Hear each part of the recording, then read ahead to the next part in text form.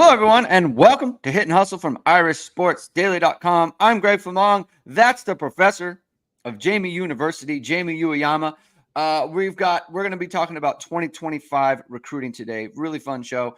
Some news and notes of things that are going on that front. The recruiting train is always moving, so we're gonna catch everybody up on that. We're gonna talk about Mike Denbrock meeting with the media last week. Talk about some of his comments.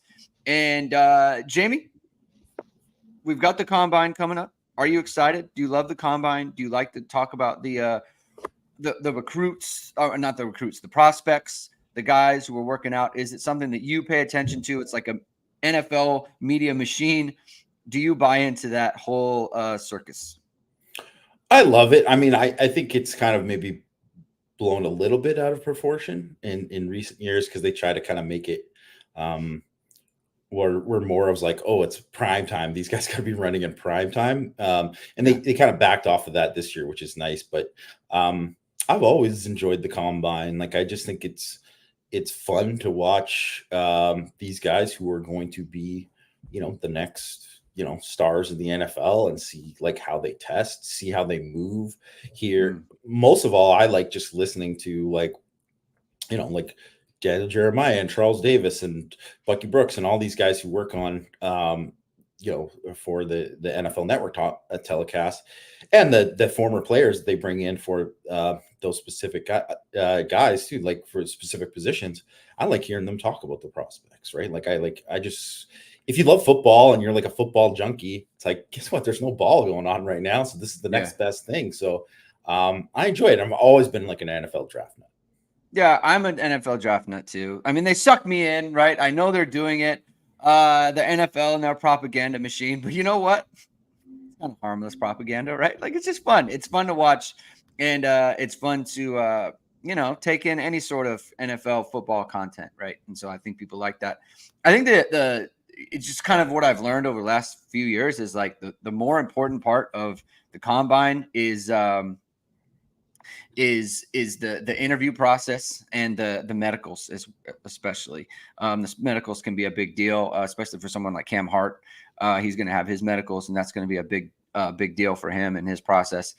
And the interviews, right? So how these guys present themselves to the NFL franchises and how they answer questions, things of that nature. Obviously, we've heard stories about some of the questions are not very topical and they're not very, it's just kind of, they're off the wall. Like, some of them are kind of ridiculous, almost to the point of just like seeing how guys react. So, but everyone understands that interviews are important and putting your best foot forward. And if you've got an interview coming up, anyone listening, and you want to put your best foot forward, you want to dress nice, and what you can do for that is you can go to esqclothing.com, which is founded by Notre Dame alum Gob Wang. You've seen ESQ and all your favorite Notre Dame players and coaches with over a decade of making the best custom clothing available. ESQ will help you look and feel your best in 2024, from a perfect fitting suit or sport coat, shirt or bomber jacket, or that perfect tuxedo for wedding season. Check out God's amazing work at esqclothing.com and book an appointment to upgrade your wardrobe today. Mention ISD and get 10% off your entire purchase. Jamie, imagine going into an interview with someone, you're wearing your ESQ shirt, and they're like a Notre Dame alum or Notre Dame fan, and they know all about your outfit. I mean, that's just, you're winning the interview right off the top. So, oh yeah. Right. First impression, you're getting it right away. Yeah, exactly. So Jacob Paulus in the chat says, thanks for the Derek Mays interview. It was awesome. What a great insight. And he is so knowledgeable.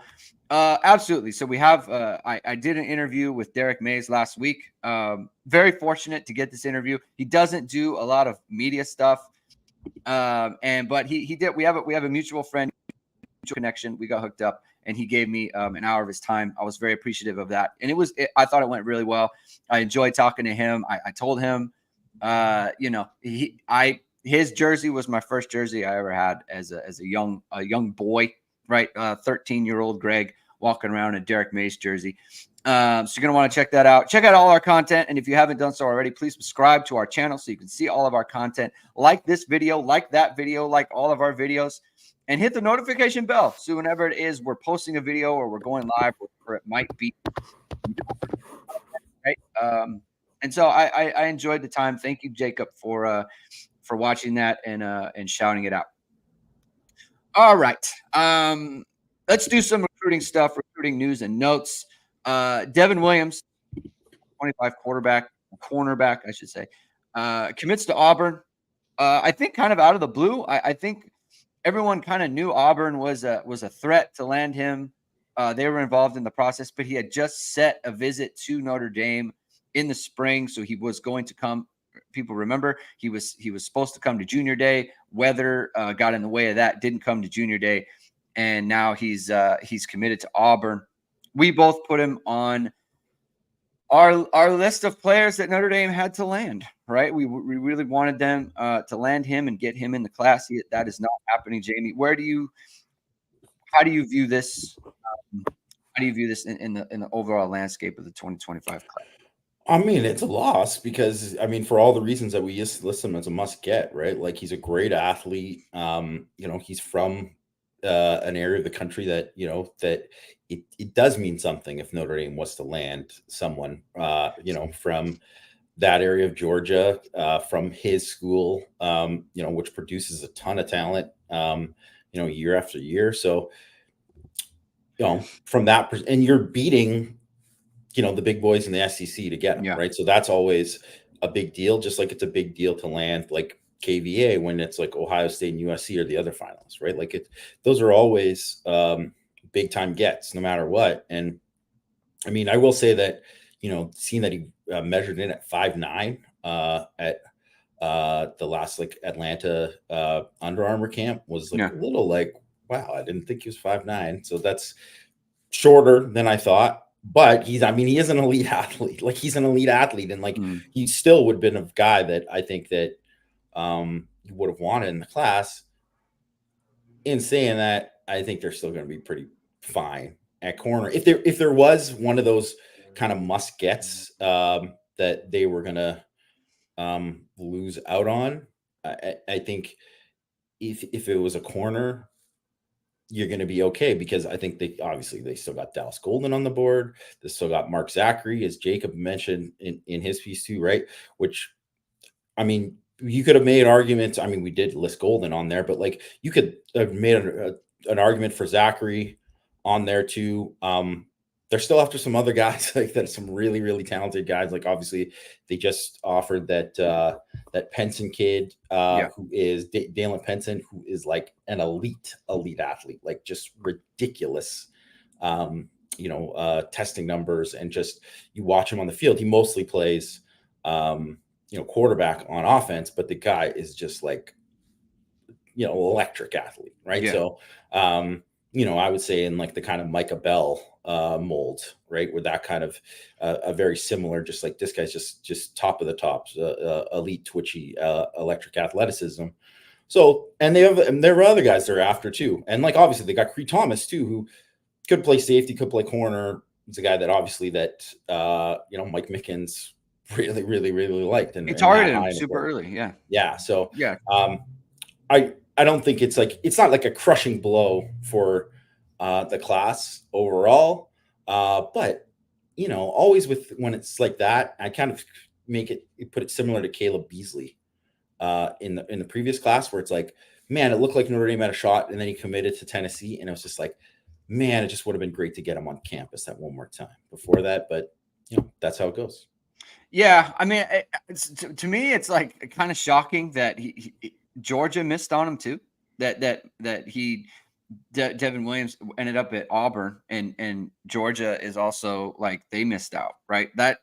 That's kind of surprising to me. Like to me, it's like a bigger loss for them than Notre Dame in that respect. Like, this is a Buford, Georgia player, right?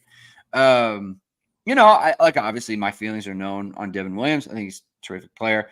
Like you said, they have Mark Zachary, they have Dallas Golden. That's a good class to go along with Cree Thomas. And I think Penson is just like a great take for just get a tremendous athlete in your program, get him in there. And that's what you do. And that's what you can do when you have someone like Cree Thomas. And if you can get Dallas Golden, and Mark Zachary in fold, then you can absolutely take a guy who it's like, hey, we don't, he's not really playing the position right now in high school.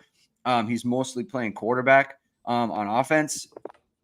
But shoot, it's like Brandon Hillman, really. It's like kind of the same thing. It's like get a guy like him in the program and see what he can do. So it's a good shout for Notre Dame to get in on him. Some other recruiting news and notes. Will Black blowing up, Jamie. I guess he On3 came out with their updated rankings. They listed him as a 5-star, number 6 overall. Number 6 overall. And look at it. It's throw it into the average, right? I think we were chatting about this on our text message thread. You don't have him as number 6 overall. No, not as number 6. But you do have him. You think he's going to have top 100 players. So talk a little bit about that. I mean, if I was doing a top 100 rankings, he would be in my top 100 right now, right? So here's what I wrote about his ceiling, so you kind of get an idea of kind of what I thought about him. So in only his first year of high school football in the United States, Canadian plays like someone who's been trained to be an offensive lineman for a long time. He's an impressive athlete, a natural knee bender, has a nasty disposition when it comes to the run game. It's crazy that he's 295 because plenty of room to add good weight, and that is going to be scary when that happens. I know that will sound crazy because this guy's about to be a top 10. This will sound crazy because this guy's about to be a top 10 pick in the next NFL draft, but it reminds me a lot of Joe Alt with his wide base and ability to control defenders with his length. Black has big time traits as an all-tool develop into outstanding offensive tackle for the Irish. So, I mean, the comp was Joe Alt. So, I mean, I think very highly of him. I think he's going to.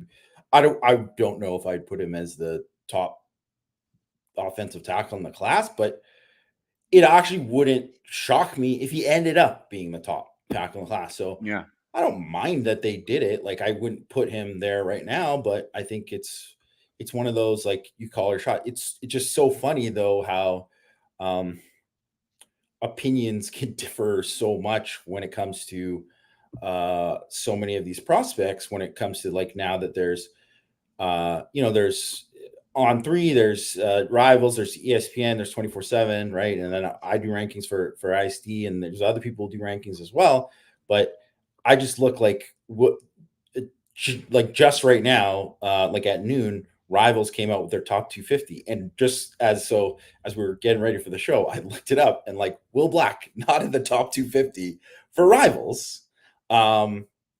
Which I mean, maybe he'd still be a 4-star and not in whatever, but still, like, to be number 6 by somebody and not in the top 250 by somebody else is wild. Like, that's a huge disparity in terms of how, like we talk about rankings versus ratings and stuff. Like, the rating is completely different. Like the two services see a totally different player. Like, they see totally different what he's going to be or what he could be. That's interesting, right? So and so I guess Jacob Paulus asks, like, why the jump, or why do you think there's a disparity? Let's put it like that. Like, I guess who in your opinion is more on Will Black, who he could be, who he is, I guess, and just the way that you kind of see him, like, because how do you see, why do you think people have such a different opinion about him as a player?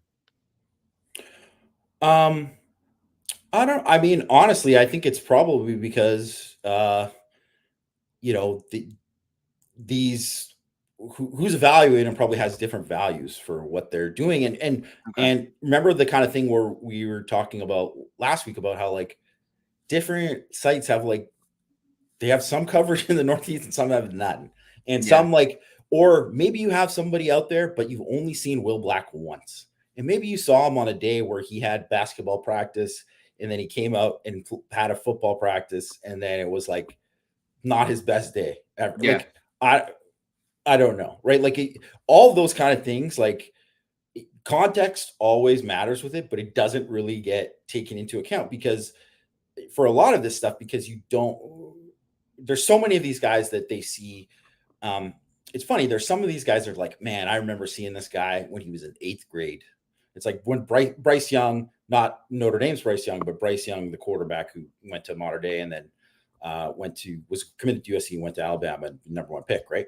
Well, he was like a guy who was, it's so funny because he was one of those guys who was like, everybody's been counting me out. This guy had like Alabama offer when he was in grade 8, but like or 8th grade. But like all these guys who they view that way, and it's like those guys they've seen for so long, and it's just a different. You get so much a different evaluation on that guy than you are going to get a guy you've only seen twice, or maybe never, or maybe you only saw the huddle film and you didn't watch, the game film, right? You didn't, or maybe you didn't see him in a camp. Like obviously, like I'm going to guess none of these people got the same evaluation that Michigan and Notre Dame got on Will Black, because he camped at both those schools, right? So it's just that's why I think there's just a disparity. But I just wanted to point this out too, because this is just wild too. Like Chris Burgess, who obviously, that's a Notre Dame commit, and Owen Strebig. Chris Burgess moved up 23 spots. He's 39th in Rivals rankings. Owen Strebig is 44th. He moved up 22 spots, right? Like they're the highest ranked guys for Rivals. And whenever I think that too, I always think, and I like, so Talon Taylor, who, Notre Dame fans obviously know, he's like a receiver prospect that Notre Dame's after. He's like, where is he? Right here. Sorry. Well, first of all, Nathaniel Owusu-Boateng, 24th for them. So that's the highest that I've seen him. Talon Taylor, 31st, right? And I just think that like some of that is not with Boateng, but like Taylor and Strebig and Burgess, some of that is because those guys are in the Midwest, and they have like more guys who can watch guys in the Midwest and that's where they kind of focus, right? And sometimes when those Midwest guys hit, they're right more. But if you 24/7 has more guys in the Southeast, and if there's more guys that are in Florida, blowing up, then that's going to be that's going to help them with their rankings, right? And if you have like more people watching on like the West Coast, and if you don't have someone in the West Coast, like all that kind of stuff matters with the rankings, with all of this stuff, especially because there's so much of it. It's like they have all these guys come together, but they're not like, it's not like they all get together and watch tape together, right? So it's like they're having the conversations about it, and that's how it goes. I mean, I can only so I don't know exactly why Rivals wouldn't have him in the top 250. That seems insane to me. But I just can tell you just what I've seen from him. I'm like, yeah, this guy he's got a chance to be special, right? And I was thinking about this the other day, and sorry, this is just like going on to a long rant now, but you're good, bud. I was just thinking about this, of how like there's been such a philosophy change within Notre Dame's staff compared to the previous staff, where I think Notre Dame's previous staff, it wasn't like they didn't do a good job of identifying good football players. They did. There was plenty of guys that they got who were good football players. But I just think there's like guys like, I don't know if the Adenola twins would have got offered by this Notre Dame staff. Maybe why? Jason. Why do you say that? Well, because they don't fit like the criteria in terms of like size. They're not like, they don't have the wingspan. They don't have the elite testing kind of stuff, right? Like they're very good. We're great players, right? Like great players in high school, and guys who were developed and they came in and like more advanced in terms of some of their hand usage and all that kind of stuff. But that isn't where Notre Dame is at now. It's like, and I think in general, college football, there's way more of like where Jason Owe or Odafe Owe now, right? He goes by his given name now. But the guy who went to Penn State and who was a target for Notre Dame, that was a guy who he'd only played 1 year of football, and he was so raw. Like his junior year film was like gross. It wasn't good. But you could see like, oh, this guy's just long and he's a freak athlete and whatever. And then his senior year, he looked great and he blew up, and he had already blown up as a recruit, but he'd blown up with his ranking and all that kind of stuff. And then obviously became a first round pick, plays for the Ravens now, right? But like that kind of guy doesn't it's not like he doesn't have that rise anymore. He's already rated high, like Right. now, because those are the guys people are looking for now. Yeah. They're looking for those guys that it's like that Darren. I don't want to butcher his last name. Darren I. Yeah, Darren I. Right, the kid from Jersey, who's Mhm. like super long and he's got some twitch and whatever. But if you watch him, you're like, man, this guy is raw, like all caps raw. But you could see if you can put it all together, man, this guy could be special. And it's like where maybe that guy didn't get offered by Notre Dame in the past. Mhm. And now those guys are like, that guy's got a Georgia offer. He's got a Notre Dame offer. He's got all like, that's just how it's just different now where I think in general, they're doing a better job of projecting and saying like, hey, we could develop these guys rather than like, this is what this guy is now. And we're going to take him. I mean, it's like, it's back to the kind of like the Brian Kelly philosophy when he first came to Notre Dame, like big skill, big size, and all that other stuff. Like he was really looking for prototypes. That must not have like pulled very well, or that parlance, like people didn't like hearing that, so he stopped saying it after like 2 years. But like that's kind of where they are now. But it also leads to like a different, like, okay, like they wouldn't offer the Adam Malolas, maybe they wouldn't offer Howard Cross. Yeah. No, like I totally thought about that. Yeah, like they wouldn't have offered him, and so that's kind of, it's like like they would have 100% gone after like Riley Mills. Yeah. Oh, yeah. But like Howard Cross, no. So it's just kind of like, I don't know. I mean, you can miss out on guys. You can miss out on good players. 100%. You're always missing, right? You're always like projections. Like it happens with offensive linemen all the time. Like Zinter went to Michigan. Like they passed on him. Obviously, that was a mistake, right? But like, there's also guys you pass on that no one ever hears about because they actually don't end up panning out. Yeah. So it's just kind of interesting. And also like listening to you talk about like the rankings and stuff, like it just kind of goes down to my point. Like I think that if you look, like for me, when I'm online and I'm on Twitter and I'm looking at information and I'm looking at all this stuff, like I do, they're like on three especially right now, and I'm not trying to bang on three, like the people who work for on three. It's just kind of as a business model, right?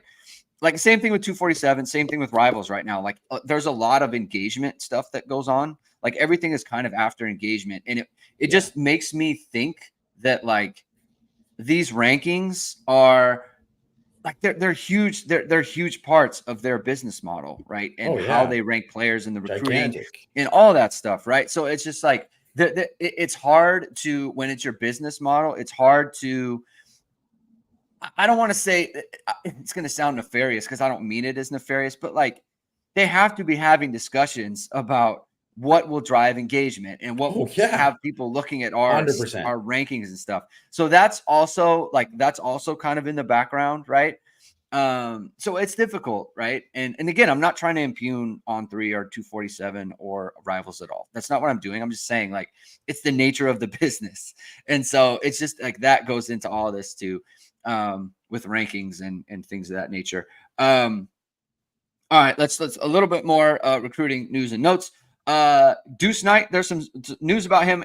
He's scheduled a couple visits to Notre Dame, so that's that. We put in Irish Intel that comes out every Friday, which is basically an update on all things recruiting. Matt and Christian work on it together, and so it's kind of a collaborative effort. Sometimes I think Matt writes it up, sometimes Christian writes it up. Not really sure who it is, but they put an update on Deuce Knight.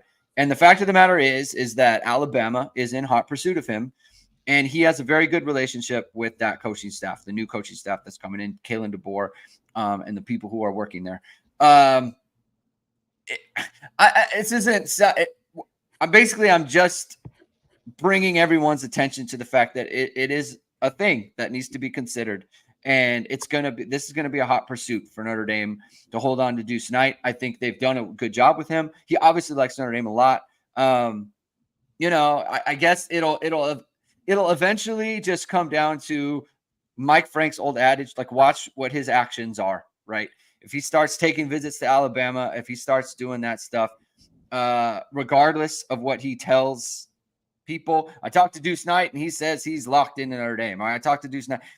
That stuff will stop to matter at some point if his actions start to indicate that he has a strong interest in Alabama, Jamie. How important do you think it is that Notre Dame hangs on to him? I know they've got some players who they could pivot to, some quarterbacks. They've been on Deuce Knight for a long time. They've been on him early. I think he's a perfect fit for what like Mike Denbrock wants to do, what Notre Dame could do, what they're trying to do on offense. But how important is it that Notre Dame hangs on to Deuce Knight here? I think it's pretty critical. They hang on to him. Like, I just think he's just different than any of the other guys that they're after, and really any of the other guys that they have in the quarterback room now. And it's not to say that they couldn't get like somebody else that's really good, or maybe even great, right? Like, that's easily could happen, right? Like, I think right now, you'd say like with like the Kenny Minchie situation, I would say right now, if we're just doing like, stock up, stock down, you'd probably say Kenny Minchie, you'd probably put him above Dante Moore at this point, just because you're like, well, I don't know. I mean, all the red flaggy stuff with Dante Moore kind of like came out, and it was like, it showed itself and now he's at another school already. Right. So, and who knows? And he's probably not going to start this year because they got Dylan Gabriel. Like, so it's like, who the heck knows? This guy could be on his fourth school in 4 years. Like, that could easily happen with him. And Kenny Minchie might be the next starting quarterback for Notre Dame after, like, so all that kind of stuff. It's like, you just never know how it's going to play out. So you got to just kind of let it all hang out. But in saying that, like, you want to have Deuce Knight. He's just such a unique athlete that you can really just build something around him. And I think he could just really be a special college football player. And then I think too, the fact that he's also so like heavily involved in recruiting the class. And then if he were to leave, like, I'm not saying a bunch of guys would bolt because of that, but it does hurt. It does hurt the class when the guy who's supposedly the ringleader, if that guy left. So the way I look at it is, you have to look at it how it was a couple of years ago when Notre Dame had a similar situation with Dante Moore and Keon, who wasn't officially committed, right? But he was like leaning or, silent or however you want to say it, right? And Keon Keeley, who was a long-time commit, and then same with Peyton Bowen, right? And it was one of those things where there were rumblings about all those guys for a long time. And it was like, okay, well, let's see what happens. And it was like, well, guess what? They're going to be on campus for the blue gold game, or they're going to be on campus for this. And it's like, well, if they could just get them to shut it down for them. But it's like, they didn't get him to shut it down. Like, they never got him to shut it down. So I think that's the way to kind of view it with Deuce Knight. It's like, well, he has these multiple visits coming up, and I understand like he's got these relationships with Alabama, and there's a lot. I mean, you can't blame him for keeping like communication open based on just how everything has turned out. Like, think of all the things of just that has happened with Deuce Knight and Notre Dame since he's committed, right? Like, just the different coordinators, and then there's this and there's that, and then now you got a different coach, and he doesn't know that. How does he know that Gino Guidugli is still going to be there? And like, there's all these different scenarios, right? It's like, I don't blame anyone for kind of keeping their options open, or just like having an ear out for certain things, right? But like, you want to look at it as if they're going into this situation and he's kind of like this foundational piece of the class. If they come out of the spring and he's visited multiple times, and then he's like, yeah, I'm going to take an official to Alabama in the summer or whatever, right? That's like, maybe he sticks still, but it's still not a great sign. Like, that's not what, any Notre Dame person on their staff should want. That's not what any Notre Dame fan should want. So it's just one of those things where you just got to hope that what they've done to kind of build the relationship will have staying power. But that's the other thing about, which is rankings. Yes. Yeah. Like we said, you can point to all these different things and say, this is worthless. This means this means whatever. Yeah. But Will Black being the, the number 6 player in the country, that is the kind of thing that kind of helps. You know what I mean? That is the kind of thing. It's like, yeah, oh yeah, my left tackle is the number 1 offensive lineman in the country. Like, all that kind of stuff does help, right? So it's a weird way that it's all like kind of interconnected. And the thing is like, it's so these commitments and the recruitments and stuff, like, it's all kind of like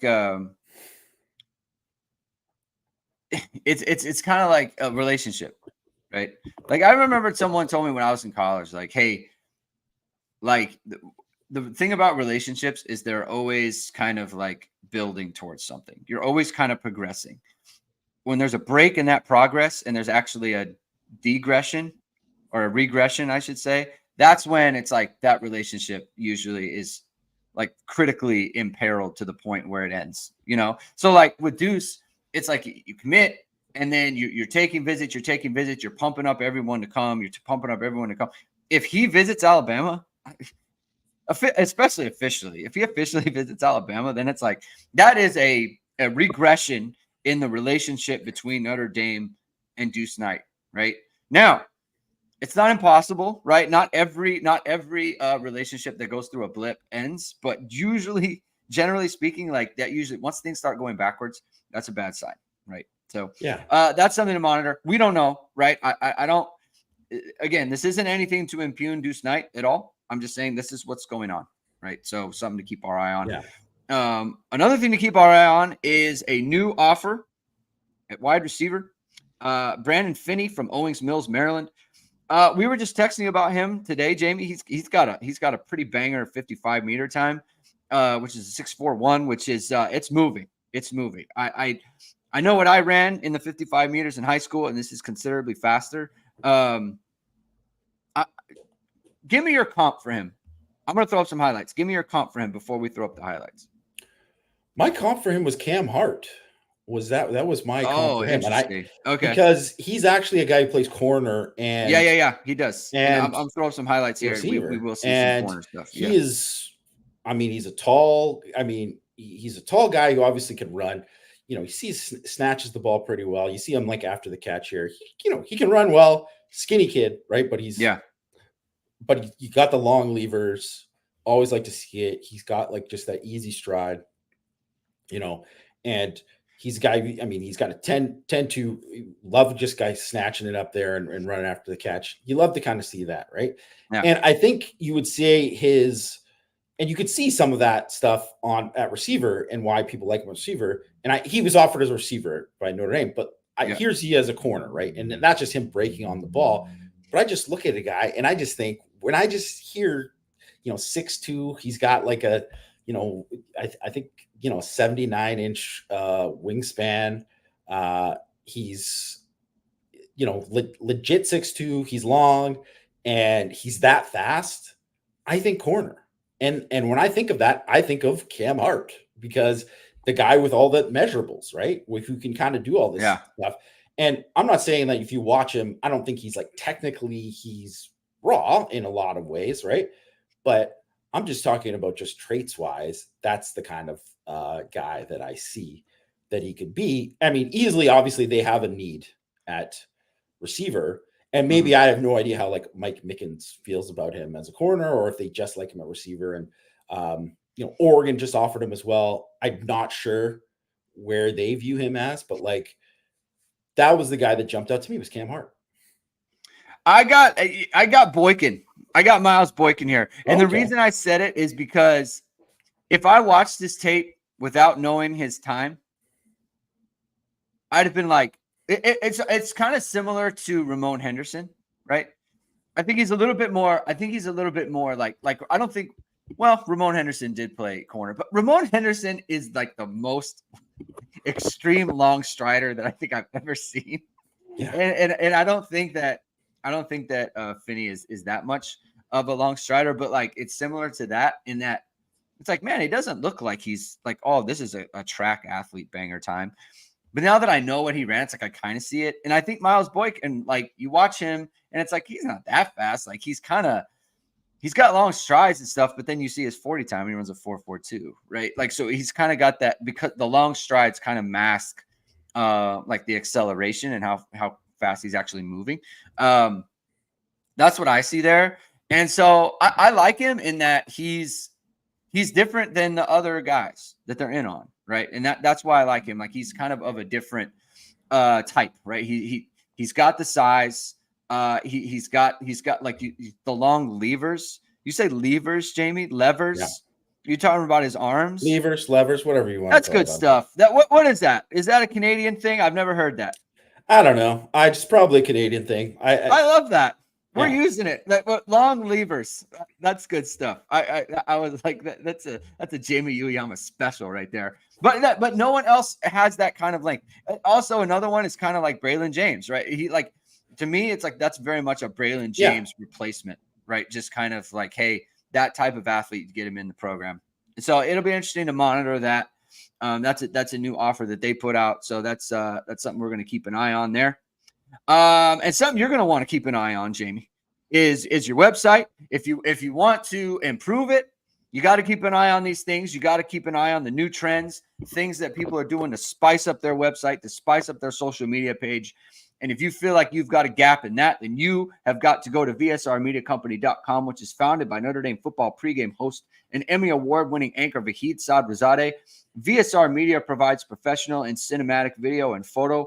Whether you're looking for a collegiate or pro-level highlight reel, have a personal story to tell, or are aiming to diversify and grow your business, VSR Media specializes in short and long-form video storytelling, social media management, and website design.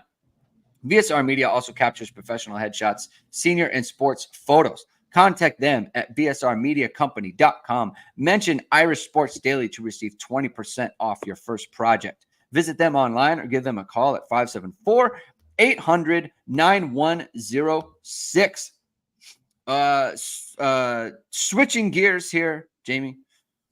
Mike Denbrock met with the media for the first time since being hired as the new offensive coordinator last week. Talked about leaving LSU. He said Brian Kelly was probably not very excited about that, but he probably understood. And why he left, he said, well, it's Notre Dame, and that's why I left. And I thought it was interesting, given the talk last week about whether Notre Dame is a relevant program, whether it's relevant in college football. You have the number one offense, the offensive coordinator for the number one offense. His quarterback is going in the first round. They got two wide receivers going in the first round. SEC powerhouse leaving there to go to Notre Dame. And the conversation is whether it's like these conversations take place in like an alternate universe where like there's actually not data or any sort of anything to kind of disprove their theory. Number one offense goes to Notre Dame. Obviously still a relevant program there. So that was interesting. Talked a lot about more 11 personnel and how that helps the run game, Jamie. I wanted to focus in on that because I know that you have thoughts on how that could be the case. So Mike Denbrock said Notre Dame's probably going to show a lot more 11 personnel to help out the run game. Explain to the people why that might be the case. Well, some of it is, just spreading people out, right? So the box, when you're going to have 11 personnel, which is, for those that don't know, it's, means one back and one tight end. But most of all, like the way for just the regular fan to look at it is three receivers, right? So three receivers, and it doesn't mean like three receivers as in like one of those guys is a tight end. It's like actual three receivers. So it's just personnel, right? That it's the personnel and not where they're lined up. And obviously you can have 11 personnel and be congested and be constricted, but it's like most of the time you are spread out, right? You are spread out and you can do a lot of different things with it. And so when you're spread out, that means you can take less, there's going to be less people defending in the box. And that opens things up there.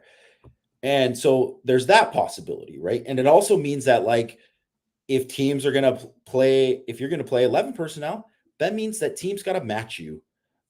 And they gotta use a nickel most of the time. And if they don't use a nickel, you can have a slot and say, okay, linebacker, please cover Jordan Faison, right? Cover Jaden Thomas. Like, and then you get to take advantage of those matchups, right? So they have to kind of get smaller to be able to match up in the pass game.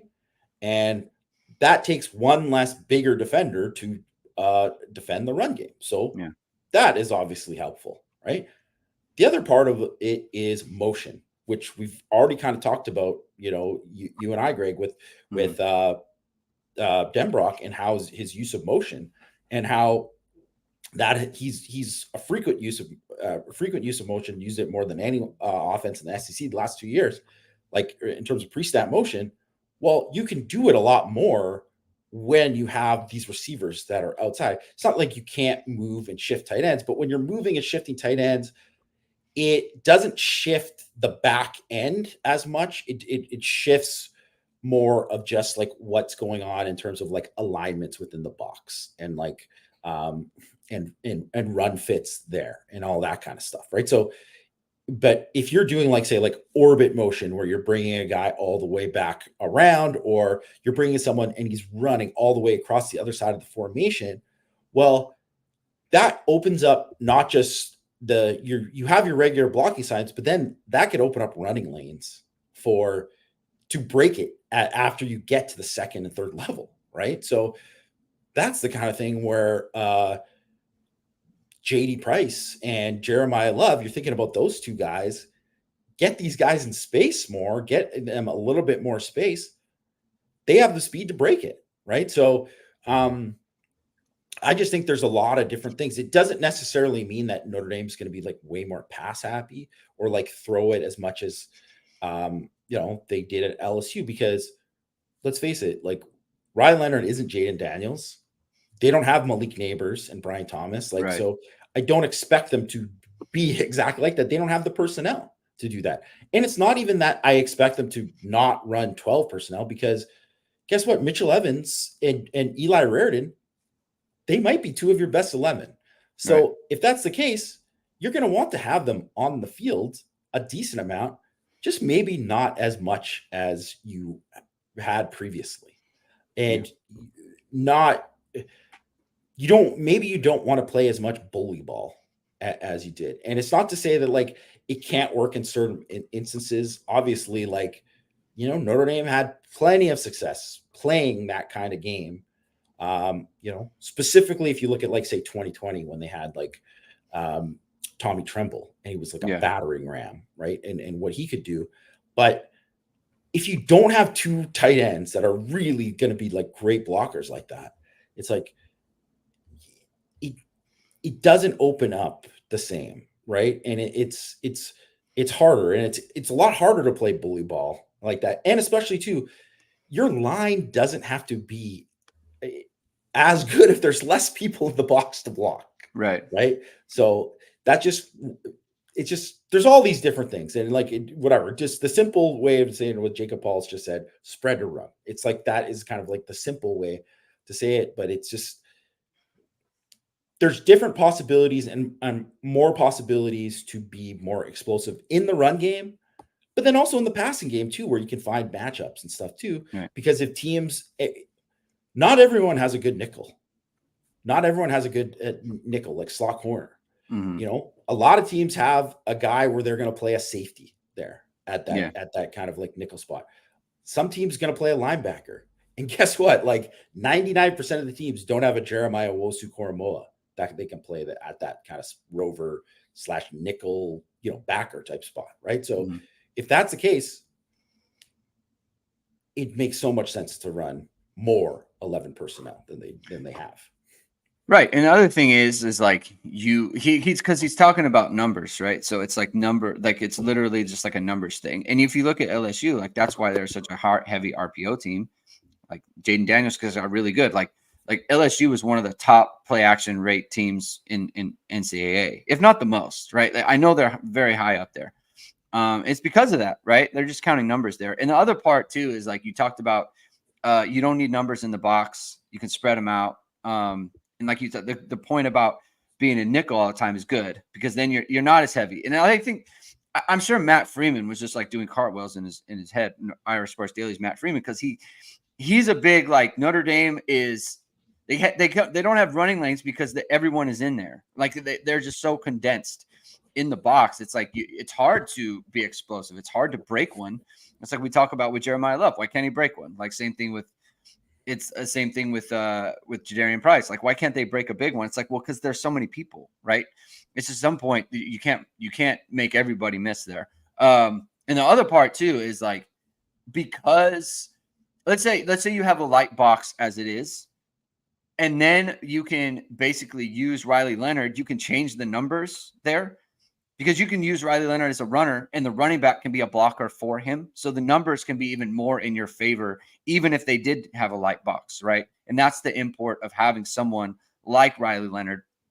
Think of like some of the stuff they did, like the short yardage stuff they did with DeShone Kizer in 2015, right? They used him in the running game all the time on different types of schemes. And that's with like a good running back, right? Like that's with CJ Prosise and Josh Adams, right? Like they were able to get matchups and numbers advantages with DeShone Kizer as a runner. Riley Leonard's a much better runner than DeShone Kizer was. So it's just kind of the chess match and the kind of the different way that he views how to be a powerful team, basically just by putting the numbers in your advantage. Where in the past couple of years, Notre Dame's been like, hey, we're gonna basically get an advantage by shifting formation, or we're going to overload a side, right? We're gonna go uneven on the offensive line, and we're gonna get you that way, and then we'll run at you with power.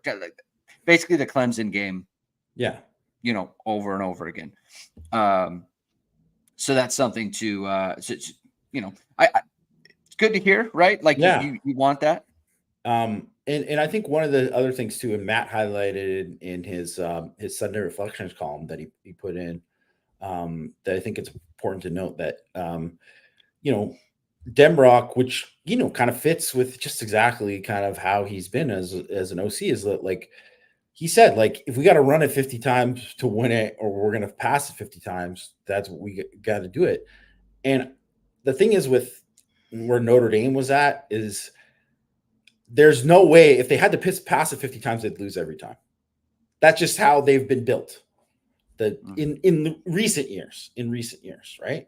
And that's not how you want to be built. You want to be built that you could do either way, right? Like you could do that. And it's also like a lot easier to do to say like, hey, we're going to throw it, 50 times, where I know that's exaggeration. It's whatever type right, like you're throwing it 30 to 40, whatever. Right. But like you're throwing it that many times, you're throwing it more.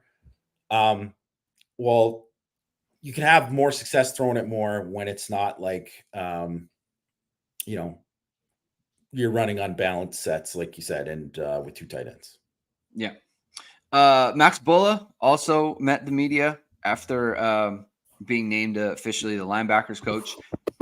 It was interesting, like talking. First of all, like right when he started, it almost sounded like he was getting like emotional about being the official linebacker coach and being back at Notre Dame. He talked about how his mom went to Notre Dame. I think he had an uncle who he had a couple family members who played for Notre Dame, right? So he was saying his like grandfather.